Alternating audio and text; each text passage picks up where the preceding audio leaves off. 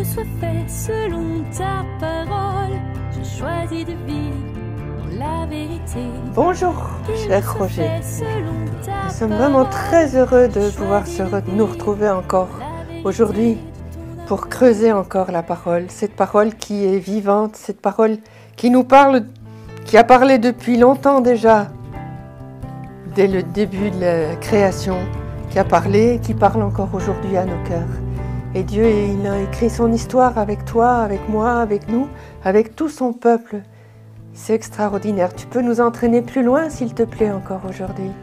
Oui, moi aussi je suis heureux d'être encore avec vous. Aujourd'hui, nous allons parler de la parole de Dieu qui est vivante. Elle est vivante, la parole de Dieu. Amen. Comme dit l'Épître aux Hébreux. Voilà, et Dieu vient à notre rencontre par sa parole. C'est bien là la foi catholique. Et pour commencer, j'aimerais vous lire un livre, quelques lignes du Concile Vatican II, donc qui s'est terminé en 1965. Ce qui fait 70 ans, non? Non, Okay. 60 ans. 60 ans, pardon. 60 ans, dans lequel on invitait tous les catholiques à lire la Bible, dans ce concile. On en est où? Ah, Dieu seul le sait. On Alors, avance. donc voilà les quelques lignes. C'est de la Constitution Dei Verbum, sur la parole de Dieu, au numéro 21. Je lis. Il faut que la religion chrétienne elle-même soit nourrie et régie par la Sainte Écriture. Dans les Saints Livres, en effet, le Père qui est aux cieux vient avec tendresse au devant de ses fils et entre en conversation avec eux. Or, la force et la puissance que recèle la parole de Dieu sont si grandes qu'elles constituent pour l'Église son point d'appui et sa vigueur, et pour les enfants de l'Église, la force de leur foi, la nourriture de leur âme, la source pure et permanente de leur vie spirituelle.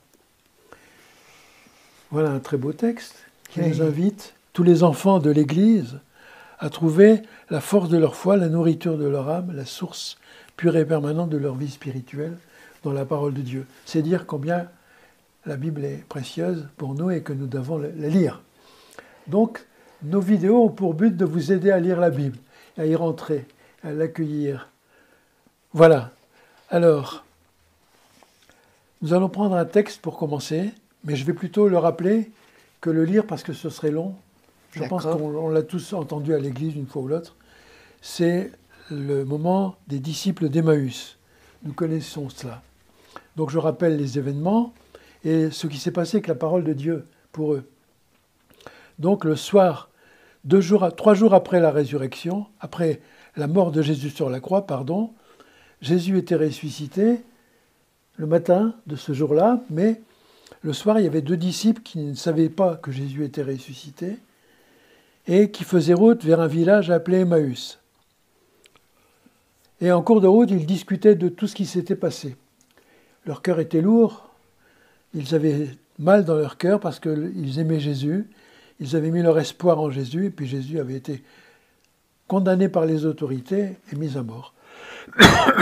Donc ils étaient bien tristes sur la route. Mais Jésus les rattrape. Mais ils ne le reconnaissent pas. Comme souvent, mystérieusement, on voit ça dans les évangiles, le Christ ressuscité n'est pas immédiatement reconnu. Parce qu'il ne faut pas que les yeux de la chair pour le reconnaître, il faut aussi les yeux de la foi. Et leur foi était pas vivante à ce moment-là. Donc Jésus les rattrape et leur dit, de quoi discutez-vous en chemin? Alors il leur dit, de Jésus de Nazareth. Ah, qu'est-ce qui s'est passé?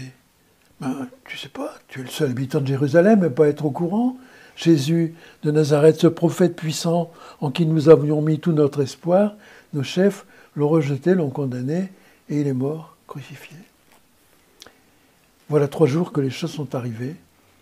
Il y a bien quelques femmes de notre groupe qui nous ont dit qu'il était ressuscité, mais voilà. Alors Bavardage de bonne femme. Jésus leur dit, comme vous êtes là à croire ce qu'ont écrit Moïse et les prophètes, et commençant par Moïse, il leur expliqua dans toute l'Écriture ce qui le concernait. Ils arrivèrent à Emmaüs, ils entrèrent dans une auberge, Jésus prend le pain au moment du repas, à ce moment-là ils le reconnaissent, mais il disparaît. Que s'est-il passé?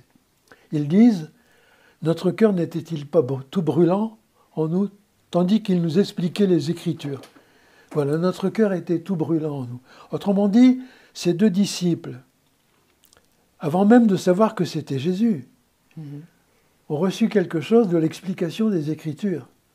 Jésus, évidemment, savait bien expliquer les Écritures, mais c'est les Écritures qui ont eu cet effet.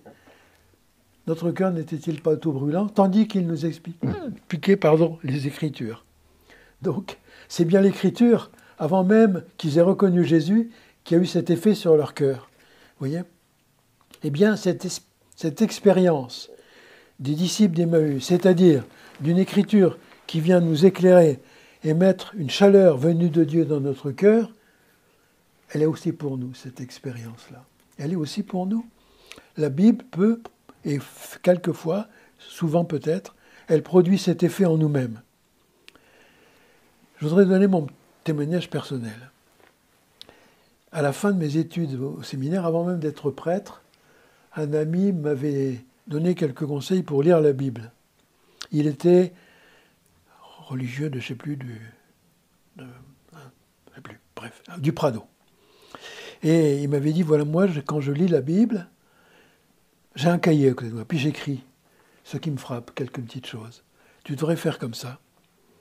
Je l'ai fait, je suis entré dans la Bible, que j'aimais déjà, et puis j'ai fait des dizaines de fois l'expérience que je découvrais des choses. Par exemple, je lisais un passage dans Saint Paul, puis pour l'éclairer, j'allais en voir un autre ailleurs, puis peu à peu, la lumière venait. Ça bouillonnait tellement dans mon cœur que je ne pouvais pas rester assis dans ma chambre. Je me levais, il fallait que je marche. Oh, c'est ça, Seigneur, que ça veut dire. Oh, c'est merveilleux. Je sentais que ça bouillonnait en moi. Il y avait une chaleur dans mon cœur. Des dizaines de fois, j'ai fait cette expérience. Vous voyez? Des dizaines de fois. Et j'ai entendu d'autres personnes me dire des choses analogues quelquefois. Voilà. Donc, la parole de Dieu expliquée, comprise, vient réchauffer notre cœur. Pourquoi? Parce que Dieu est présent dans sa parole. Et qu'il vient faire quelque chose dans notre cœur. Y mettre sa vie, sa lumière, chasser nos ténèbres. Les deux disciples d'Emmaüs, quand ils étaient sur la route, avant que Jésus les rattrape, ils se disaient « Quel malheur, on n'y comprend plus rien. Jésus est mort. On avait mis en lui notre espoir. On croyait que c'était le libérateur d'Israël. Mais voilà, c'est fini. » Ils étaient tristes. Ils étaient très tristes. Mais Jésus a changé leur état d'esprit, leur cœur. Et ils ont compris à ce moment-là, ils ont dû se dire « Mais alors, la croix, c'est pas une catastrophe. C'est le plan de Dieu qui s'accomplit. » Ah, ça alors, ça change tout. C'est le plan de Dieu qui est en train de s'accomplir. Merveille. D'une manière tellement inattendue, Jésus leur dira, ne savez-vous pas que le Messie devait souffrir tout cela pour entrer dans sa gloire? Vous voyez, leur cœur a été éclairé, leur situation, ce qui venait de se passer, les événements, ce qu'ils vivaient, a été éclairci par la parole de Dieu. Eh bien nous avons la même grâce. Dieu peut éclairer nos chemins, nos expériences de vie, heureuses ou malheureuses, par sa parole, et nous montrer que ça a du sens, que Dieu est en train de réaliser son dessein et que ça mène à quelque chose de bon. Voilà ce que Dieu est capable de faire, ce que la parole de Dieu est capable de faire en nous. Parce que Dieu est présent et qu'il agit dans sa parole. Mais parlons de la parole, justement, maintenant. Il y a un mystère dans la parole. D'abord, tous les hommes parlent. Les animaux ne parlent pas. C'est propre à l'homme de parler. Et Dieu parle. Les idoles ne parlent pas. Elles ont une bouche et ne parlent pas. Tandis que Dieu, il parle. Précisément, il est Dieu de la parole. Nous parlons. Ce qui nous met à l'image de Dieu. Nous sommes à l'image de Dieu aussi par la parole que nous avons, que nous pouvons prononcer. Et la parole, c'est important. C'est une ressemblance avec Dieu. C'est quelque chose de précieux, la parole de grande. On a tous, je pense, depuis notre enfance, été encouragés à certains moments par des paroles qui nous ont été dites, qui nous ont fait du bien. On a tous aussi été apeurés par des paroles qui nous ont fait du mal, des paroles menaçantes. On a tous senti une joie qui rentrait dans nos cœurs par suite de certaines paroles qui nous étaient dites, ou une lumière qui rentrait dans nos cœurs, un encouragement, et inversement, on a eu des paroles qui nous ont terrifiés quelquefois, qui nous ont fait peur, qui nous ont obscurci les yeux, la pensée. Vous voyez, la parole, elle est puissante, la parole d'un homme. On peut faire du bien comme on peut faire du mal par sa parole. C'est pourquoi Dieu nous dit, veillez sur votre parole, qu'elle soit toujours un instrument de paix. Saint Paul dit, dans l'Épître aux Éphésiens, au chapitre 4, vers la fin, il dit « Aucune parole mauvaise ne doit sortir de votre bouche, mais toute parole bonne, capable d'édifier et de faire du bien à ceux qui l'entendent. » Vous voyez, la parole peut faire du bien ou du mal, selon ce qu'elle contient. Alors, dans la parole, il y a deux éléments. Il y a la voix, le son, et il y a le message, le sens de la parole. Alors, le son, je dis des paroles, je fais passer ce qui est dans mon cœur, dans ton cœur, Rita, ou dans le cœur de quelqu'un d'autre, ce qui est dans mon cœur, je le fais passer dans ton cœur par la parole. Oui. Je le fais par les sons, je produis des sons, mais le son contient un message. Le message entre dans ton cœur, et il reste, les sons, c'est fini. Ils ont servi d'intermédiaire, de vecteur pendant un petit temps. Mais ce qu'il y avait dans mon cœur, si c'était bon et inspiré par la bienveillance et le Saint-Esprit, ça te fait du bien. Tout à fait. Oui. Si c'est au contraire mauvais, ça te fait du mal. Voilà. Donc, il y a deux choses. La parole, elle est puissante. Elle crée quelque chose de bon ou quelque chose de mauvais. Si quelqu'un entend pendant toute sa vie des paroles négatives, ça va le marquer. Son équilibre mental sera peut-être affecté. Supposons que quelqu'un entend des paroles antisémites depuis son enfance, il y a de fortes chances qu'à l'âge adulte, il sera antisémite. On ne peut pas garder une santé mentale complète si on a toujours entendu des paroles d'un certain type. On crée des fanatiques comme on crée des hommes bons par la parole. La parole, elle est très puissante dans l'éducation des enfants, dans les échanges entre les hommes. La parole est extrêmement puissante. Vous voyez. Même chose avec la parole de Dieu. La parole de Dieu, elle nous apporte quelque chose de fort. Voilà. Donc, il y a un mystère dans la parole. Elle est beaucoup plus importante qu'on ne pense, la parole. Et la parole de Dieu en particulier. Dieu nous apporte la vie par sa parole. Il veut, par sa parole, déposer dans nos cœurs sa joie, sa lumière, son amour, sa paix, sa vie. Il veut, par la parole, c'est par la parole que les choses viennent en nous. Prenons l'exemple de la Vierge Marie, le jour de l'Annonciation. L'ange vient et lui dit, voilà, tu vas enfanter, tu seras la mère du Messie, en gros quoi. Hein. Tu seras la mère du Messie. Elle le croit. Et parce qu'elle croit, la parole rentre en elle, elle est immédiatement enceinte par la parole elle-même. C'est pas après qu'elle devient enceinte par une autre action de Dieu. C'est la parole même, tout ne fait qu'un. C'est la parole même par laquelle vient le Saint-Esprit, vient Dieu lui-même, qui déjà produit ce qu'elle dit, accomplit en elle ce qu'elle dit. Saint Thomas d'Aquin dit ça très clairement dans ses écrits.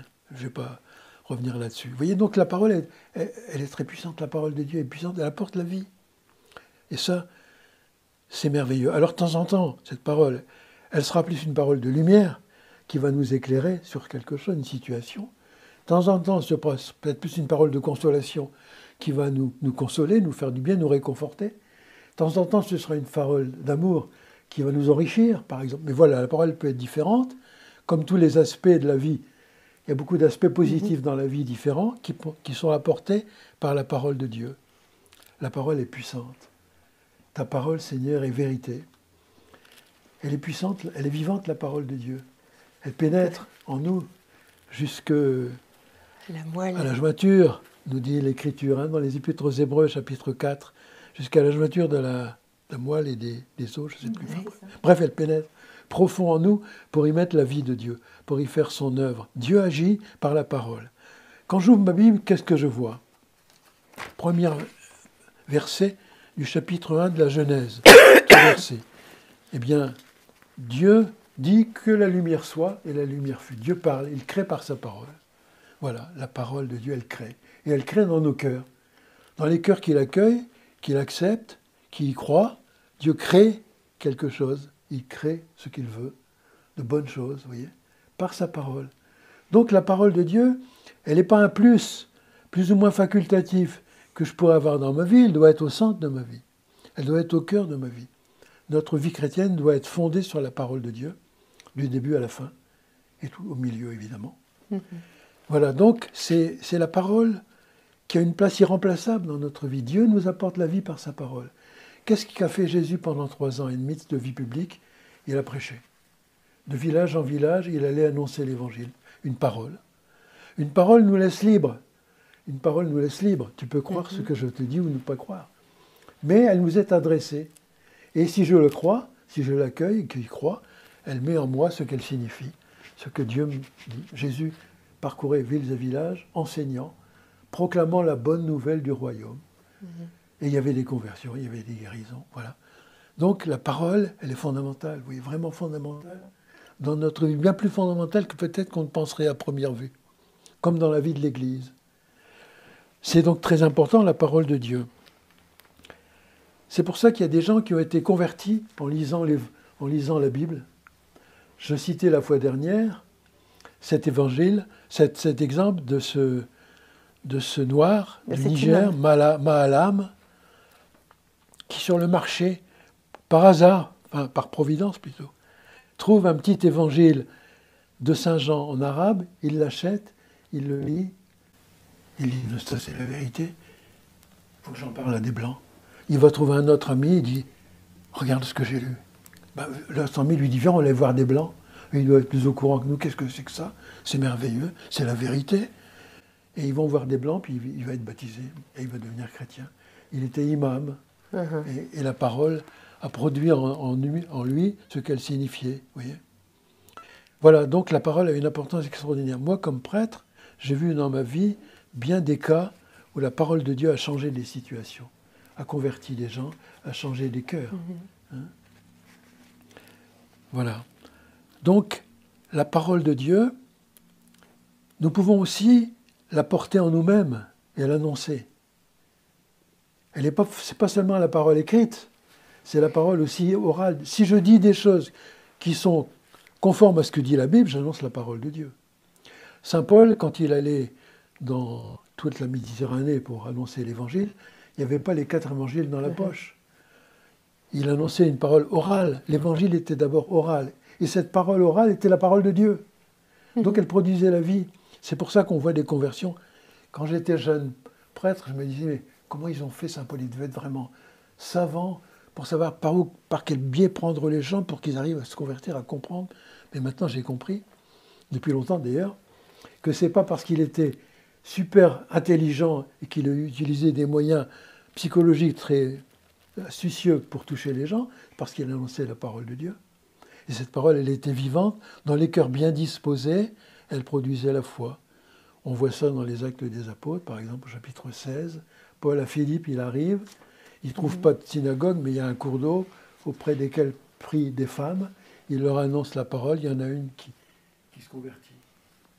Saint Paul, il ne pouvait pas dire, attendez, venez voir, il va y avoir bientôt une communauté, ce sera un bon témoignage. Il n'y a que la parole qui suffisait pour produire la vie, pour changer des gens. La parole suffit, par elle-même déjà. Elle suffit toujours. Elle suffit toujours. Tant mieux s'il y a une communauté derrière qui va la supporter, montrer témoignage, mais même s'il n'y a pas ça, rien que la parole, elle est déjà puissante.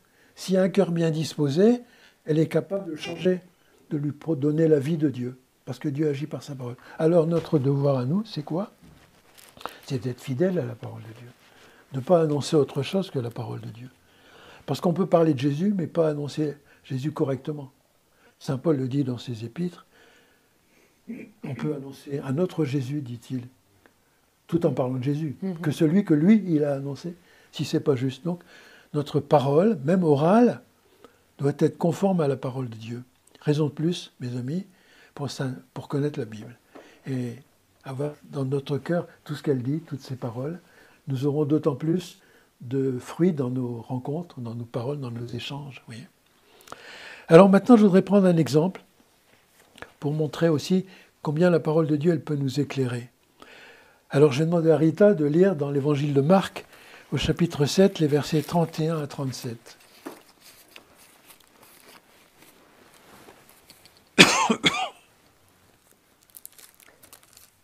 S'en retournant du territoire de Tyr, il vint par Sidon vers la mer de Galilée, à travers le territoire de la Décapole. Et on lui amène un sourd, qui de plus parlait difficilement, et on le prie de lui imposer la main. Le prenant hors de la foule, à part, il lui mit ses doigts dans les oreilles, et avec sa salive lui toucha la langue.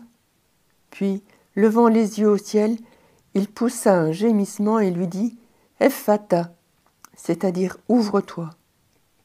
Et ses oreilles s'ouvrirent, et aussitôt le lien de sa langue se dénoua, et il parlait correctement.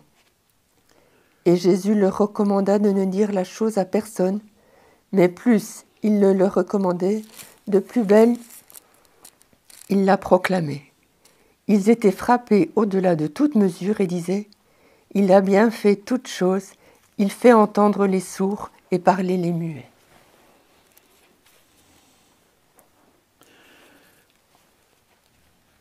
Je voudrais vous partager à partir de ce passage, quelque chose qui est entré dans mon esprit il y a quelque temps. La lumière de Dieu qui est entrée dans mon esprit à l'occasion de ce passage, voilà. À première vue, ce passage est un peu curieux parce que on dirait que la guérison de ce sourd-bègue est assez laborieuse pour Jésus. Habituellement, Jésus guérit d'un mot, où il touche, et les gens sont guéris. Ici, c'est plus compliqué. Alors, il le prend à part hors de la foule, il lui met les doigts dans les oreilles, il lui touche la langue avec sa salive, il lève les yeux au ciel, il pousse un gémissement. Pourquoi il pousse un gémissement? Et il lui dit « Ephphatha », c'est-à-dire « Ouvre-toi », et ses oreilles s'ouvrirent. Voilà, donc on a l'impression que ça a été plus laborieux pour Jésus, ce miracle. Pourquoi? C'est curieux. Alors un autre miracle m'a éclairé. Je me suis dit, est-ce qu'il n'y a pas d'autres passages où aussi on a l'impression qu'il y a aussi quelque chose de plus laborieux, une autre guérison laborieuse? Elle est dans Marc 8, le chapitre suivant, au verset 22. Je vais vous lire simplement un verset ou deux. Voilà, Marc 8, 22, c'est à Bethsaïde.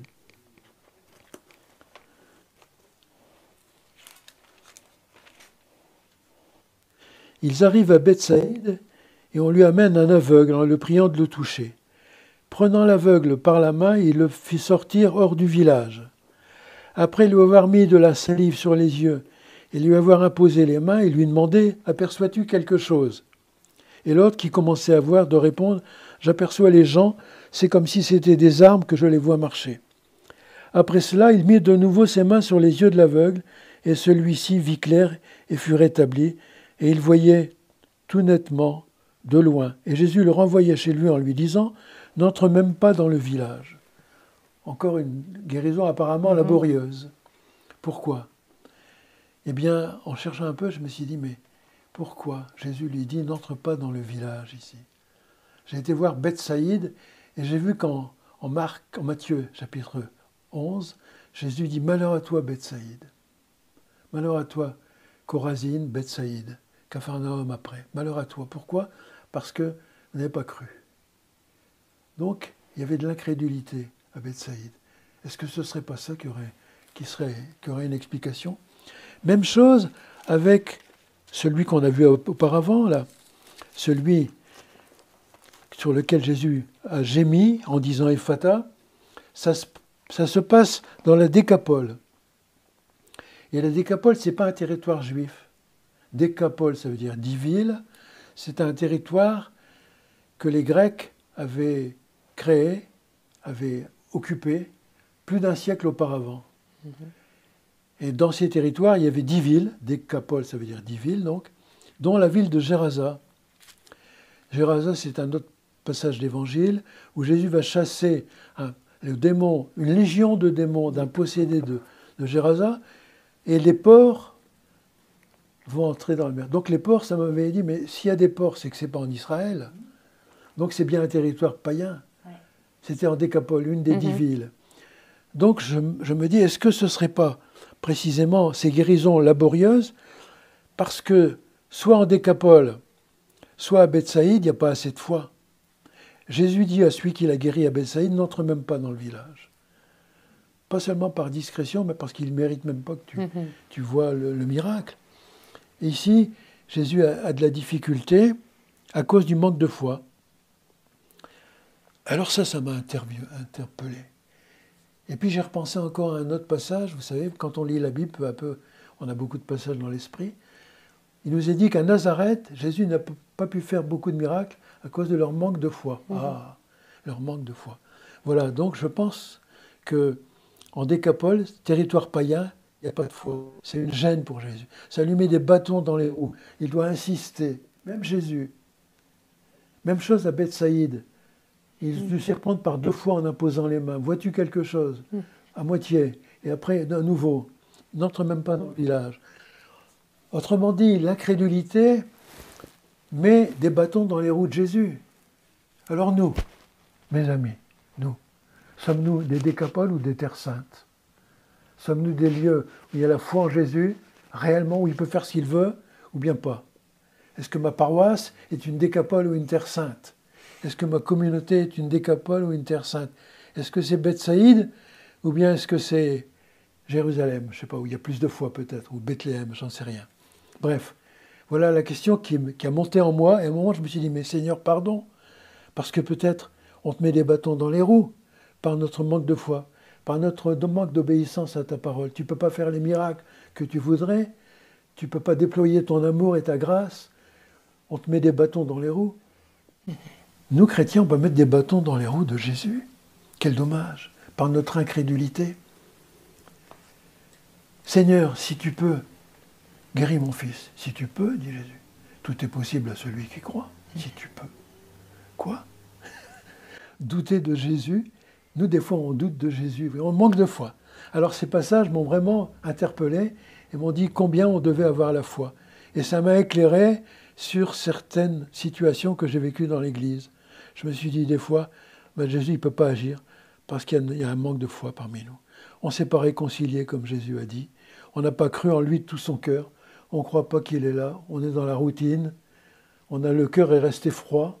La foi ne nous a pas réchauffés. Résultat, Jésus ne peut pas agir et déployer sa grâce. Ce n'est pas Dieu qui s'est éloigné de nous. C'est nous qui ne le laissons pas assez faire ce qu'il veut au milieu de nous par notre manque de foi. Voilà ce que j'ai découvert à travers ces passages. Je souhaite que la Bible vous éclaire aussi sur bien des points. Ici, c'était peut-être un peu plus difficile, mais j'espère que vous avez compris. Voilà. Donc la Bible, elle nous éclaire sur bien des points. Je pourrais en citer beaucoup d'autres. Mais je pense que ça suffit. Merci voilà. Roger, merci. Et puis à très bientôt. À très bientôt d'écouter encore et de pouvoir aller plus loin pour nous approprier cette parole et pour que nos vies, nos communautés, notre Église puissent avancer, pour que le monde puisse connaître Jésus. Amen. Sois des terres saintes. Qu'il me soit fait selon ta parole, je choisis de vivre dans la vérité. Qu'il me soit fait selon ta parole.